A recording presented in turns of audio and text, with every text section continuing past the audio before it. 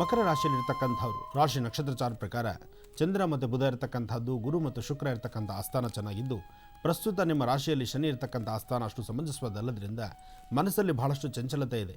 ಮನಸ್ಸಲ್ಲಿರ್ತಕ್ಕಂಥ ಆತಂಕ ಇದೆ, ನೋವಿನ ಸಂಗತಿಗಳಿದೆ.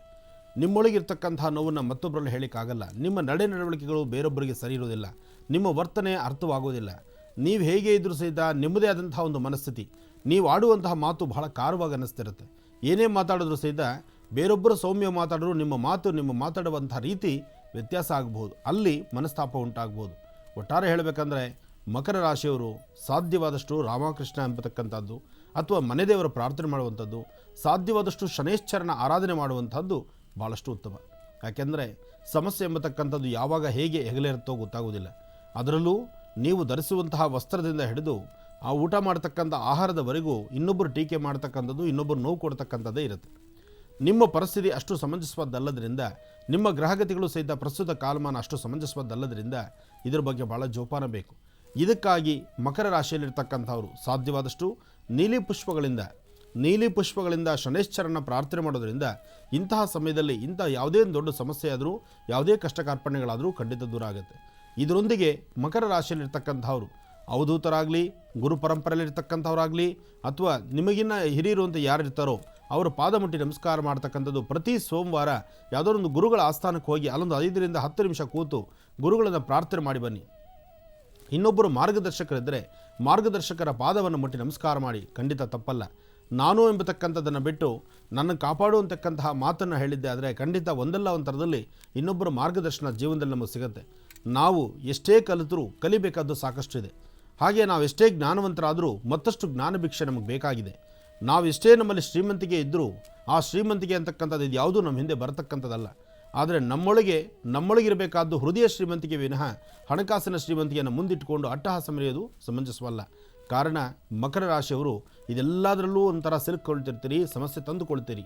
ಜೋಪಾನ, ಎಚ್ಚರ ಇರಲಿ. ಇನ್ನು ಕುಂಭರಾಶಿ.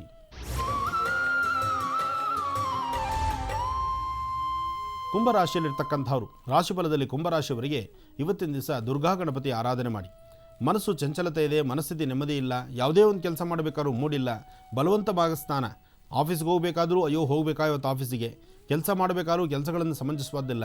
ಹಾಗೆ ಒಂಥರ ತುಂಬ ಆಯಾಸವಾಗುವಂಥದ್ದು, ಆಲಸ್ಯವಾಗುವಂಥದ್ದು, ಹಾಗೆ ಯಾವುದೇ ಒಂದು ಕೆಲಸದ ಬಗ್ಗೆಯೂ ಇಂಟ್ರೆಸ್ಟ್ ಇಲ್ಲದೇ ಇರತಕ್ಕಂಥದ್ದು. ಆದರೆ ಬಲವಂತ ಭಾಗಸ್ಥಾನ ಎಲ್ಲವನ್ನೂ ಮಾಡಲೇಬೇಕಾಗತ್ತೆ, ಮಾಡಿ ತೀರ್ತೀರಿ. ಹಾಗೆ ಕುಂಭರಾಶಿಯಲ್ಲಿರ್ತಕ್ಕಂಥವ್ರು ಮಧ್ಯಾಹ್ನ 3 ಗಂಟೆವರೆಗೂ ಇಂಥದ್ದೇ ಸಮಸ್ಯೆಗಳನ್ನು ಹೆದರಿಸ್ತಿರ್ತೀರಿ. 3 ಗಂಟೆಯ ನಂತರ ಒಂದಿಷ್ಟು ಮನಸ್ಸಿಗೆ ಶಾಂತಿ, ನೆಮ್ಮದಿ.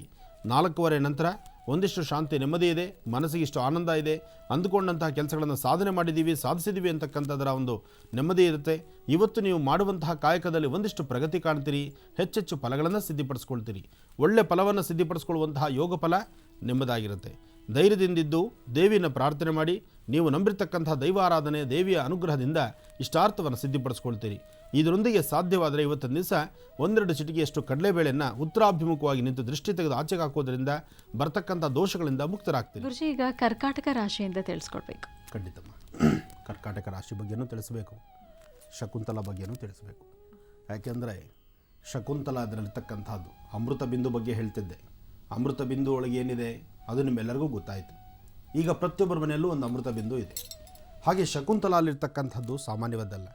ಶಕುಂತಲ ಅಲ್ಲಿ ಯಾವುದೇ ತರಹ ಕೆಮಿಕಲ್ಸ್ ಇಲ್ದಿರ, ಬೆಟ್ಟದಿನಲ್ಲಿ ನಿಮಗೆ ಗೊತ್ತೇ ಇದೆ, ಬೆಟ್ಟದಿನಲ್ಲಿ ಇದ್ದರೆ ತಲೆ ಕೂದಲು ತಂಪಾಗಿರುತ್ತೆ. ಬಹುಶಃ ಎಷ್ಟೋ ಜನ ಹೆಣ್ಮಕ್ಳು ನನ್ನ ತಲೆ ಕೂದಲು ನೋಡಿ ನಾನು ಕಾರ್ಯಕ್ರಮಕ್ಕೆ ಹೋದಾಗ ಕೇಳಿದ್ದು ಉಂಟು, ಯಾವುದು ಗುರುಳೆ ನೀವು ತೈಲನ ಬಳಸೋದು ಅಂತ. ಹಾಗೆ ನಾನು ಹೇಳಿದ್ದು ಶಕುಂತಲನೇ. ಯಾಕೆಂದರೆ ಆ ಶಕುಂತಲಗೆ ಆ ಶಕ್ತಿ ಇದೆ.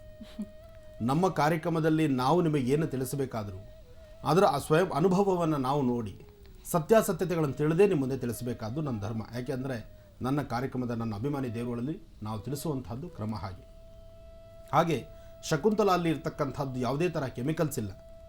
ಜೊತೆಗೆ ಈ ಬೇಸಿಗೆ ಧಗೆ ಬಹಳ ಇದೆ. ತಲೆಯಲ್ಲಿ ಬೆವರು ಬರುತ್ತೆ. ಆ ಬೆವರು ಜಾಸ್ತಿ ಬರೋದ್ರಿಂದ ಕೂದಲು ತಾನೇ ಉದುರೋಗ್ತಿರುತ್ತೆ. ಯಾಕೆಂದರೆ ದೇಹದಲ್ಲಿ ಶಕ್ತಿ ಇಲ್ಲ. ಆ ತಲೆ ಬುರುಡೆಗೆ ಒಂದಷ್ಟು ಶಕ್ತಿ ಬರಬೇಕಾದ್ರೆ ಶಕುಂತಲ ತಲೆಯಲ್ಲಿ ಇರಬೇಕು. ಹಾಗಂತ ಜಿಡ್ಡು ಜಾಸ್ತಿ ಆಗೋದಿಲ್ಲ. ಯಾಕೆಂದರೆ ಅದಕ್ಕೆ ಬಳಸುವಂತಹ ಕೊಬ್ಬರಿ ಎಣ್ಣೆ ಇದೆಯಲ್ಲ, ಅದು ಬಹಳಷ್ಟು ಅಪ್ಪಟವಾಗಿರ್ತಕ್ಕಂಥದ್ದು. ಇದಕ್ಕೆ ಹಾಕುವಂತಹ ಪದಾರ್ಥಗಳು, ವನಸಿರಿಗಳು ಎಲ್ಲವೂ ಸಂಪೂರ್ಣವಾಗಿ ಕೇರಳ ಅಲ್ಲೇ ತಯಾರಾಗೋದ್ರಿಂದ ಇದರದೇ ಆದಂಥ ಒಂದು ಹೆಚ್ಚಿನ ಮಹತ್ತಿದೆ. ಜೊತೆಗೆ ಶಕುಂತಲ ಹೇರ್ ಆಯಿಲ್ ಸಣ್ಣ ಮಕ್ಕಳಿಂದ ಹಿಡಿದು ವಯಸ್ಸಾಗಿರ್ತಕ್ಕಂಥ ವೃದ್ಧರವರೆಗೂ. ಬಹುಶಃ ಪುರುಷರಿಗೂ ಹೆಚ್ಚು ಕೂದಲ ಕೇಶರಾಶಿ ಬರಬೇಕು ಅಂತ ಆಸೆ ಇರುತ್ತೆ, ನಿಜ. ಅದಕ್ಕೆ 24 ಗಂಟೆ ಬಾಚಣಿಗೆ ಬಾಂಡ್ಲಿ ಆದರೂ ಸಹಿತ ಬಾಚೋದೊಂದು ಆಸೆ ಇರುತ್ತೆ. ಅಂಥವ್ರಿಗೂ ಸಹಿತ ಶಕುಂತಲ ಎಲ್ಲೋ ಒಂದು ಕಡೆ ಪುನಃ ಒಂದು ಹೊಸ ಚೇತನವನ್ನು ತುಂಬುತ್ತಾ ಇದೆ. ಒಳ್ಳೆಯದಾಗಲಿ. ಶಕುಂತಲಾ ಹೇರ್ ಆಯಿಲ್ ನಿಜಕ್ಕೂ ಅರ್ಥಗರ್ಭಿತವಾಗಿರ್ತಕ್ಕಂಥದ್ದು. ಉಪಯೋಗಿಸಿ ಅದರ ಅನುಭವವನ್ನು ಹಂಚ್ಕೊಳ್ಳಿ. ಅಮೃತ ಬಿಂದು ತೊಗೊಂಡ್ರಿ, ಅಮೃತ ಬಿಂದು ಕೆಲಸ ಮಾಡ್ತಿದೆ, ಚೆನ್ನಾಗಿದೆ ಗುರುಗಳೇ ಅಂತ ನೀವು ನನಗೆ ಕರೆ ಮಾಡಿ ಹೇಳಿದಾಗ ನನಗೆ ಬಹಳ ಸಂತೋಷ ಆಯಿತು. ಅದೇ ಪ್ರಕಾರ ಶಕುಂತಲ ಸಹಿತ ಅದನ್ನು ಉಪಯೋಗಿಸಿ ಅದರಿಂದ ಅನುಭವ, ಅದರಿಂದ ನಿಮ್ಮ ಅನಿಸಿಕೆಗಳೇನಿದೆ ಮತ್ತು ಅದರಿಂದ ಲಾಭ ನಷ್ಟಗಳೇನಿದೆ ಅದನ್ನು ನಾನು ತಿಳಿಸಿ. ಅದರಿಂದ ನಮಗೆ ಇನ್ನಷ್ಟು ಅನುಕೂಲನೂ ಆಗುತ್ತೆ. ಒಳ್ಳೆಯದಾಗಲಿ. ಇನ್ನು ಕರ್ಕಾಟಕ ರಾಶಿ.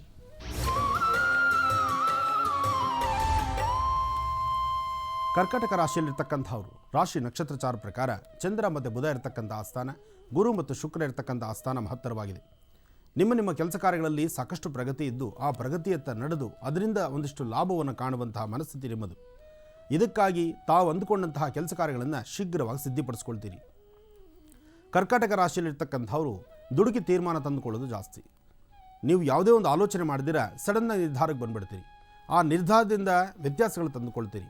ಜೊತೆಗೆ ಕೆಲವೊಮ್ಮೆ ನಿಮ್ಮ ಪರಿಸರದಲ್ಲಿರ್ತಕ್ಕಂಥವ್ರು, ನಿಮ್ಮ ಸುತ್ತಮುತ್ತ ಇರ್ತಕ್ಕಂಥವ್ರು ಯಾರು ನಮ್ಮವರು ಅಂತೇಳಿ ಆತ್ಮೀಯರು ಅಂತೇಳಿ ನಂಬಿದ್ದೀರೋ ಅಂಥವರಿಂದಲೇ ತೊಂದರೆ ತಾಪತ್ರೆಗಳು ಸಾಕಷ್ಟು ಆಗುತ್ತೆ.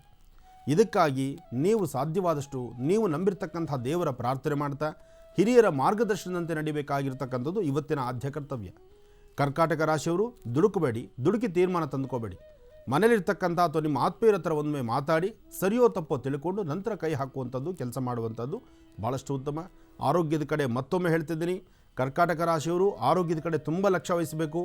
ಆಗುವಂಥ ಸಣ್ಣ ಪುಟ್ಟ ಅವಘಡಗಳು ಮುಂದೆ ಅದೇ ದೊಡ್ಡ ಪರಿಣಾಮವಾಗಿ ದೊಡ್ಡ ಸಮಸ್ಯೆ ಎದುರಾಗುತ್ತೆ. ಜೋಪಾನ, ಎಚ್ಚರ ಇರಲಿ. ಇನ್ನು ಸಿಂಹರಾಶಿ. ಸಿಂಹರಾಶಿಯಲ್ಲಿರ್ತಕ್ಕಂಥವ್ರು ರಾಶಿ ಫಲದಲ್ಲಿ ಸಿಂಹರಾಶಿಯವರಿಗೆ ಇವತ್ತು ದುರ್ಗಾ ಗಣಪತಿಯ ಆರಾಧನೆ ಬೇಕು. ಕಾರಣ ಬರೀ ನಿಮ್ಮ ಗರ್ಜನೆಯಾಗಿದೆಯೇ ವಿನಃ ಗರ್ಜನೆಯಿಂದ ಒಂದಷ್ಟು ಲಾಭಗಳಿಲ್ಲ, ಅದರಿಂದ ಬೇಕಾದಷ್ಟು ಅನುಕೂಲ ಇಲ್ಲ.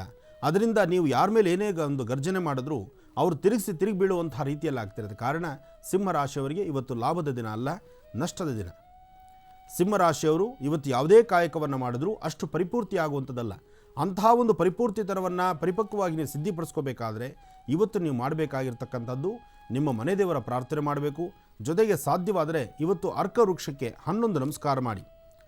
ಅರ್ಕ ವೃಕ್ಷ ಅಂದರೆ ಬಿಳಿ ಎಕ್ಕದ ಗಿಡಕ್ಕೆ 11 ನಮಸ್ಕಾರ ಮಾಡಿ ಅಲ್ಲಿಂದ ಬರುವಂತಹ ಮಾರ್ಗ ಮಧ್ಯದಲ್ಲಿ ಎಲ್ಲಾದರೂ ಕಪ್ಪು ಬಣ್ಣದ ನಾಯಿಗೆ, ಕಪ್ಪು ಬಣ್ಣದ ಶ್ವಾನ ಅಂದರೆ ಫುಲ್ಲು ಬ್ಲ್ಯಾಕ್ ಇರಬೇಕು, ಅಂತಹ ಕಪ್ಪು ಬಣ್ಣದ ನಾಯಿಗೆ ಒಂದಿಷ್ಟು ಬಿಸ್ಕೆಟೋ ಬ್ರೆಡ್ಡೋ ಹಾಕಿ ಪ್ರಾರ್ಥನೆ ಮಾಡೋದ್ರಿಂದ ನಾಯಿಗೂ ಒಂದು ಪ್ರಾರ್ಥನೆ ಇದೆಯಾ? ಖಂಡಿತ ಇದೆ. ನಾಯಿ ನಿಯತ್ತಿನ ಪ್ರಾಣಿ. ಮನುಷ್ಯರಿಗೆ ಹೊಟ್ಟೆ ತುಂಬ ಊಟ ಹಾಕಿದ್ರೆ ಊಟ ಮುಗಿದಾದ ನಂತರ ಹೊಟ್ಟೆ ಮೇಲೆ ಕೈ ಆಡಿಸಿ ಯಾರ ಕ್ಲೈವಾಗಿ ಕೊಟ್ಟು ದುಡ್ಡೋ ಯಾವ ದುಡ್ಡಲ್ಲೋ ನಮಗೂ ಊಟ ಕೊಡಿಸಿದ್ರು ಅಂತ ಹೇಳ್ತಾರೆ. ಅದೇ ಒಂದು ನಾಯಿಗೆ ಒಂದು ಬಿಸ್ಕೆಟೋ ಬ್ರೆಡ್ಡೋ ಹಾಕಿಬಿಟ್ರೆ ನಮ್ಮ ಮನೆ ತನಕ ಬಾಲ ಅಲಾಡಿಸ್ಕೊಂಬಂದು ನಮ್ಮ ಮನೆ ಹತ್ರ ಡ್ರಾಪ್ ಮಾಡಿ ಹೋಗುತ್ತೆ, ಬಿಟ್ಟು ಹೋಗುತ್ತದೆ. ನೋಡಿ, ನಾಯಿ ಗುಣ ಒಳ್ಳೆಯದಾ ಮನುಷ್ಯನ ಗುಣ ಒಳ್ಳೆಯದಾ ಅಂತ ತಿಳ್ಕೊಳ್ಳಿ. ಅದರಿಂದ ಇವತ್ತು ಕಪ್ಪು ಬಣ್ಣದ ನಾಯಿಗೆ ಒಂದು ನಮಸ್ಕಾರ ಮಾಡಿ ಅದಕ್ಕೊಂದಿಷ್ಟು ಬಿಸ್ಕೆಟೋ ಬ್ರೆಡ್ಡೋ ಹಾಕಿದ್ದೆ ಆದರೆ ಆ ಹಾಕಿದಾದ ನಂತರ ಆಗುವಂತಹ ಫಲಗಳೇನು ನಾಳಿನ ಸಂಚಿಕೆಯಲ್ಲಿ ನನಗೆ ಹೇಳಿ ನೀವು. ಯಾಕೆಂದರೆ ಯಾವುದೇ ಒಂದು ವಿಚಾರ ಆದ್ರೂ ಕುಲಂಕುಷವಾಗಿ ಆಲೋಚನೆ ಮಾಡಿ ಅದರಿಂದ ಲಾಭ ನಷ್ಟಗಳೇನು ಎಂಬತಕ್ಕಂಥ ತಿಳಿಸುವಂಥದ್ದೇ ನಮ್ಮ ಮಹರ್ಷಿವಾಣಿ ಕಾರ್ಯಕ್ರಮ. ಇನ್ನು ಕನ್ಯಾ ರಾಶಿ. ಕನ್ಯಾ ರಾಶಿಯಲ್ಲಿರ್ತಕ್ಕಂಥವ್ರು ರಾಶಿ ನಕ್ಷತ್ರಚಾರ ಪ್ರಕಾರ ಬುಧ ಮತ್ತು ಚಂದ್ರ ಇರ್ತಕ್ಕಂಥ ಆಸ್ಥಾನ, ಗುರು ಮತ್ತು ಶುಕ್ರ ಇರ್ತಕ್ಕಂಥ ಆಸ್ಥಾನ ಮಹತ್ತರವಾಗಿದೆ. ಅದರಿಂದ ಕನ್ಯಾ ರಾಶಿಯಲ್ಲಿರ್ತಕ್ಕಂಥವ್ರು ಇವತ್ತು ಸಾಕಷ್ಟು ಒಳ್ಳೆ ಫಲಗಳನ್ನು ಸಿದ್ಧಿಪಡಿಸ್ಕೊಳ್ತೀರಿ. ಒಳ್ಳೆಯ ಯೋಗ ಫಲ ನಿಮ್ಮದಾಗುತ್ತೆ. ಇವತ್ತು ನೀವು ಅಂದುಕೊಂಡಿದ್ದನ್ನು ಸಾಧನೆ ಮಾಡ್ತೀರಿ. ಹಣಕಾಸಿನ ವಿಚಾರದಲ್ಲೂ ಬಹಳಷ್ಟು ಲಾಭ ನೋಡ್ತೀರಿ. ತುಂಬ ದಿನಗಳ ಹಿಂದಿನಿಂದ ನೀವು ಮಾಡ್ತಿರ್ತಕ್ಕಂತಹ ಕೆಲಸ ಕಾರ್ಯಕ್ಕೆ ಇವತ್ತು ಒಂದಿಷ್ಟು ಲಾಭ ಸಿಗುವಂತಹ ದಿನ. ಹಾಗೆ ಎಷ್ಟೋ ಜನ ತಾವು ಮಾಡುವಂತಹ ಉದ್ಯೋಗ ಇಲ್ಲಿವರೆಗೂ ಶ್ರಮ ಬಿದ್ದು ಮಾಡಿದ್ರೂ ಸಹಿತ ಅದರಿಂದ ಲಾಭ ಇಲ್ವಲ್ಲ ಅಂಥೇಳಿ ಕೆಲಸ ಕಾರ್ಯವನ್ನು ಕೈ ಬಿಟ್ಟು ಕೂತ್ಕೊಳ್ಳುವಂತಹ ಪರಿಸ್ಥಿತಿ ಎದುರಾದರೂ ಸಹಿತ ಅಂತಹ ಕೆಲಸಗಳು ಪುನಃ ಒಂದು ಪುನಶ್ಚೇತನ ಪಡೆದು ಇವತ್ತು ಅದರಿಂದ ಒಂದಿಷ್ಟು ಲಾಭವನ್ನು ಸಿದ್ಧಿಪಡಿಸ್ಕೊಳ್ಳುವಂತಹದ್ದು, ನೀವು ಮಾಡುವಂತಹ ಕಾಯಕದಲ್ಲಿ ಮತ್ತಷ್ಟು ಪ್ರಗತಿ ಕಾಣುವಂತಹದ್ದು, ಒಳ್ಳೆ ಕೆಲಸಗಳ ಬಗ್ಗೆ ಇನ್ನಷ್ಟು ನೀವು ಚಿಂತನೆ ಮಾಡಿದ್ರೂ ಸಹಿತ ಸಾಕಷ್ಟು ಒಂದು ವಿಶೇಷವಾದಂಥ ಲಾಭವನ್ನು ಸಿದ್ಧಿಪಡಿಸ್ಕೊಳ್ಳುವಂಥದ್ದು ಸಹಿತ ಇವತ್ತು ನಿಮ್ಮ ಅದೃಷ್ಟದಲ್ಲಿದೆ. ಅದರಿಂದ ಕನ್ಯಾ ರಾಶಿಯಲ್ಲಿರ್ತಕ್ಕಂಥವ್ರು ನೀವು ತೆಗೆದುಕೊಳ್ತಕ್ಕಂಥ ನಿರ್ಣಯದಲ್ಲಿ ಸಾಕಷ್ಟು ಲಾಭಗಳನ್ನು ಸಿದ್ಧಿಪಡಿಸ್ಕೊಳ್ತೀರಿ. ಒಳ್ಳೆಯ ಯೋಗ ಫಲವನ್ನು ಸಿದ್ಧಿಸ್ಕೊಳ್ತೀರಿ. ಒಳ್ಳೆಯದಾಗಲಿ.